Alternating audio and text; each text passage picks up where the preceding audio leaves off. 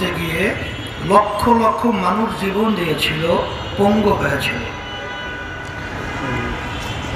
আমাদের বাংলাদেশের মানুষের একটা আশা আকাঙ্ক্ষা লক্ষ্য উদ্দেশ্য ছিল, দেশ স্বাধীন হবে, সাম্য প্রতিষ্ঠিত হবে, মানবিক মর্যাদা প্রতিষ্ঠিত হবে, ন্যায় বিচার প্রতিষ্ঠিত হবে। কিন্তু আমরা ৫৪ বছরে কি দেখলাম? যাদের মাধ্যমে দেশ চলছিল, যারা দেশ পরিচালনা করেছিল, এদের মাধ্যমে আমরা পেয়েছি এই স্বর্ণের দেশ, সুন্দর দেশটা একবার দুইবার নয়, ৫ বারের মতো তাম দুনিয়ার মধ্যে দুর্নীতির দিক থেকে, চোরের দিক থেকে ফার্স্ট হয়েছে। এ ফার্স্টটি তো আপনি আর আমি করি নাই, যারা ক্ষমতা ছিল, যারা দেশ পরিচালনা করেছিল, এরাই কিন্তু এই দেশটাকে চোরের দিক থেকে ফাঁস বাড়িয়েছে। এদের পরিচালনা আমরা দেখেছি, হাজার হাজার মায়ের কোলগুলো সন্তান হারা হয়ে গেছে। সেই শব্দ আমাদের কানে এখনো ধ্বনিত হচ্ছে। যখন মা বুক ফাটা চিৎকার করে বলছে, আমার সন্তান আজকে কয়েকদিন পর্যন্ত আমাকে মা বলে ডাক দেয় না। আমাদের দেশের টাকাগুলো ওরা ক্ষমতার চেয়ারে বসে টাকা কামাই করি, আপনি আমি, আমাদের বিদেশে আমার ভাইরা রোদ্রের ভিতরে পুড়ে চামড়া কালো হয়ে যায়, সেই টাকাগুলো বাংলাদেশে পাঠায় রেমিটেন্সের মাধ্যমে। আমাদের দেশ আজকে বিশ্বের মধ্যে এক কথায় মাথা উঁচু করে দাঁড়াবার সুযোগ পেল। সেই টাকাগুলো বাংলাদেশে পাঠায়, আর ওরা চেয়ারে বসে আমাদের কষ্ট অর্জিত সম্পদ টাকাগুলো বিদেশে পাঠিয়ে বেগম পাড়া তৈরি করে। এইভাবে কি আমাদের দেশ চলবে না? পরিবর্তন দরকার আছে। আমার ভাইদেরকে বলবো, পর্দারে মা বোনরা যারা শুনছেন, ইসলামের কথা শুনলেই অনেকে ভয় পায়। আশ্চর্য কথা, ইসলাম শব্দের অর্থ শান্তি। এর ভিতরে অশান্তি আসবে কোথা থেকে? আমি একটা উদাহরণ দিলে বুঝবেন।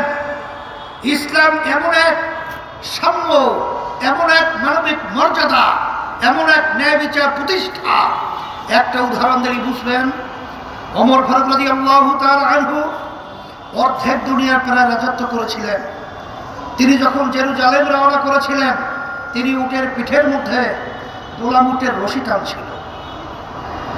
আমির চিন্তা করলেন, আমিও তো মানুষ, আর আমার গোলাম রশি টানছে, সেও তো মানুষ, সে রৌদ্রের ভিতরে পুরো কালো হয়ে যাবে, আর আমি উটের পিঠে আরামে থাকবো, এটা হয় না। তখন তিনি বললেন, গোলাম, তুমি এখন উটের পিঠে উঠবে, আর আমি উটের রশি টানবো। এর নাম হলো সাম্য, এর নাম হলো মানবিক মর্যাদা, এর নাম হলো ন্যায় বিচার প্রতিষ্ঠা। ইসলাম এমন এক নীতি আদর্শ, যেই নীতি আদর্শের মধ্যে একটা পিপিলিকা পর্যন্ত তার স্বাধীনতার নিশ্চয়তা রয়েছে।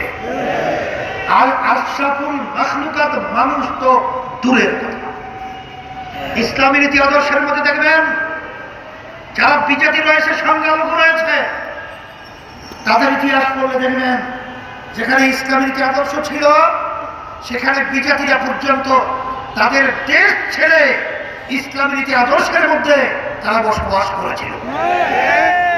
আমি অনেক সময় বলে থাকি, চরমনা ইউনিয়নের খবর নিয়ে দেখবেন, সেখানে হিন্দুরা পর্যন্ত দলে দলে ঝাঁকে ঝাঁকে আজকে ইসলামী আন্দোলন বাংলাদেশের পক্ষে তারা আজকে বক্তব্য দিচ্ছে, মিডিয়ার সামনে কথা বলছে। এবং তারা বলতেছিল যে আমরা চরমনাইতে মায়ের কোলে সন্তান যেরকম নিরাপদ, আমরা চরমনাইয়ের মধ্যে এরকম ইসলামী হুজুরদের কারণে নিরাপদ। একটু আগে দেখেছেন আমাদের সেই কুড়িগ্রামে আক্কাসারি সরকার, সেখানে প্রায় 750-র মতো বিভিন্ন দল থেকে ইসলামী আন্দোলনে যোগদান করেছে। সেখানে হিন্দু তার বক্তব্য নিচ্ছিল এক সাংবাদিক।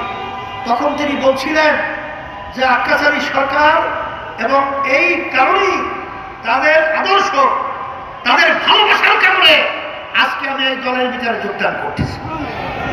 আমি এই কথার মাধ্যমে মূলত বোঝাতে চাই, যারা ইসলাম নিয়ে ভয় দেখায়, আমি বলবো দুর্নীতিবাদ চোরেরা ইসলামী নীতি আদর্শ পছন্দ করার জন্য ওরা দুর্নীতি করতে পারবে না, চুরি করতে পারবে না, চাঁদাবাজি করতে পারবে না। ভয় পায়। এই জন্য আমি পরিষ্কার ভাবে বলবো, কথা বেশি লম্বা না করে সংক্ষেপ বলছি।